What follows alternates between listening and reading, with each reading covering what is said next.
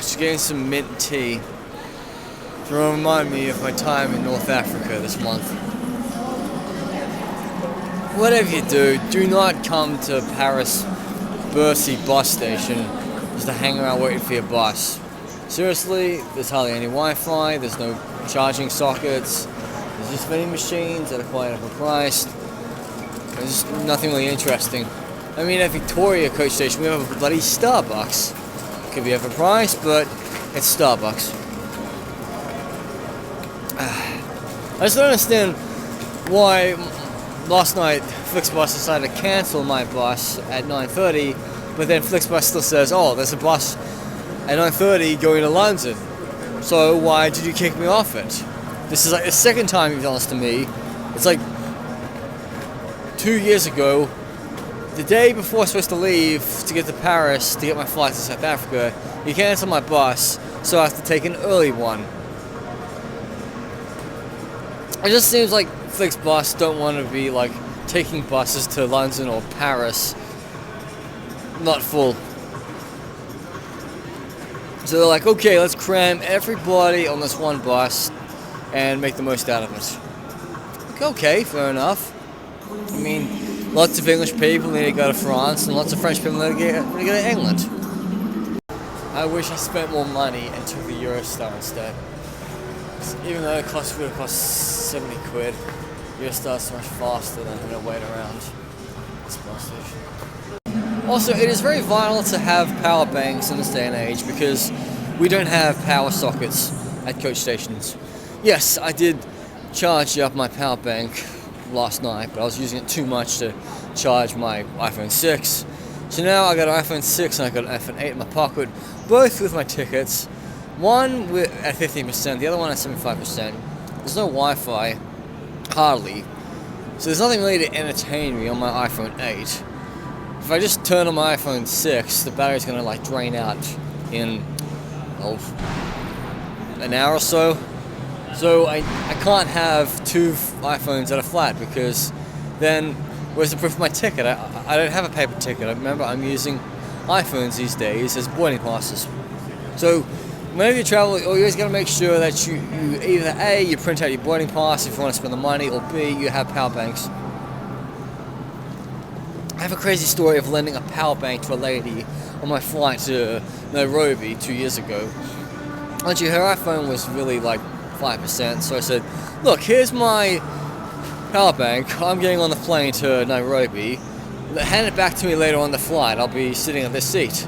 So I get on board the flight, I take my seat, and then the flight attendant comes to me and says, oh, Mr. Anthony, here is your power bank. I'm really sorry that woman wasn't able to get on board the plane. And I thought, yep, you know what, because you can't always trust technology.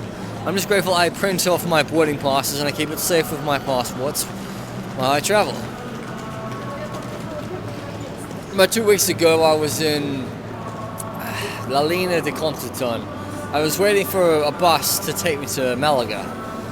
And so I met this English woman who was living like an hour south of Malaga, and she was a bit worried, saying, oh, my bus is late, I gotta pick up my children and my partner's at work.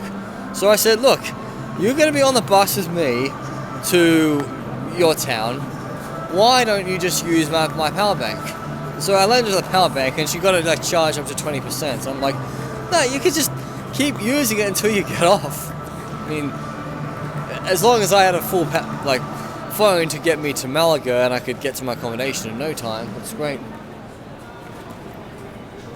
There's another reason like why I don't really use SIM cards in foreign countries. Well, let's just say if I'm within Europe, I can get by with roaming and for like a mobile. I've never had any issues. But when I was in Tunisia, it was quite funny. I got a message from my cousin in New Zealand, and she sent me a WhatsApp asking for my mother's contact details in Sydney because her daughter was going to see Taylor Swift in Sydney. And I thought, wow, I'm in the Medina of Tunisia and I get a WhatsApp message, and like literally roaming has like logged on while I'm in the middle of nowhere. Finally past 11 o'clock here in Paris. It's 10 o'clock back home. I'm just waiting for my bus that's actually going to Manchester. Would you believe it? Yes. Can't believe that there's any of these buses. They literally say they'll go from Manchester all the way to Paris. Many years ago, I took a bus from Birmingham to London, changed buses, and then went to Amsterdam. It's not like it was a direct Birmingham to Amsterdam ticket, but it was like a two-legged ticket. Now, I do not want to end up in Manchester because Manchester's not my home.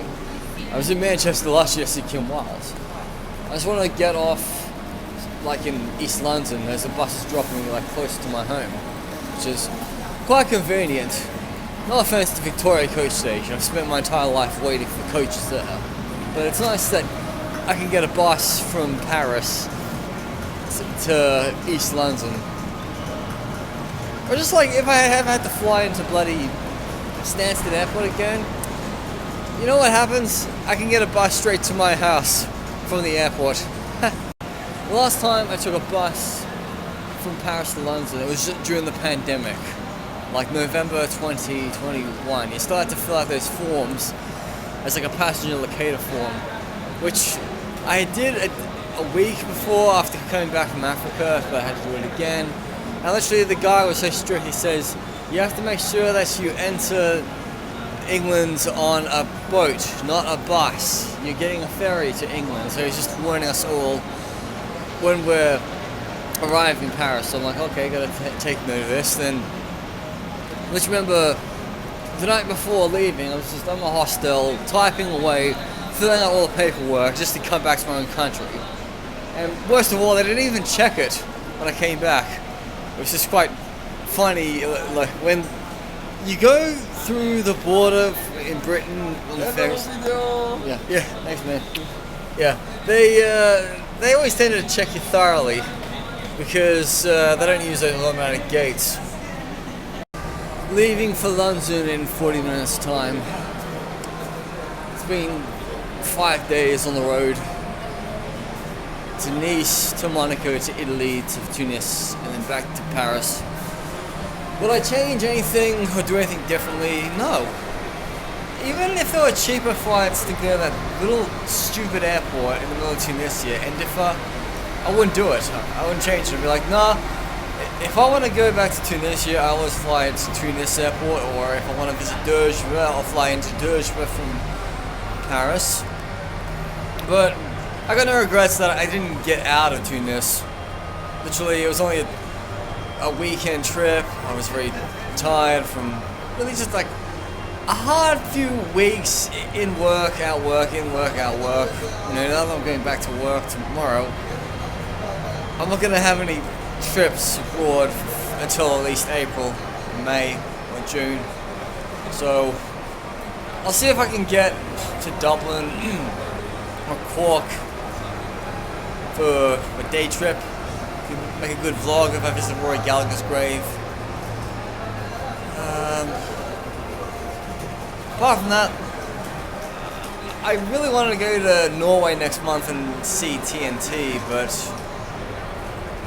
I'll need to take like a whole day off work just to see it, and it'll be like a big like fly in the morning, then fly home the next morning. A bit tiresome. No chance for a hotel. Well, that's how it goes.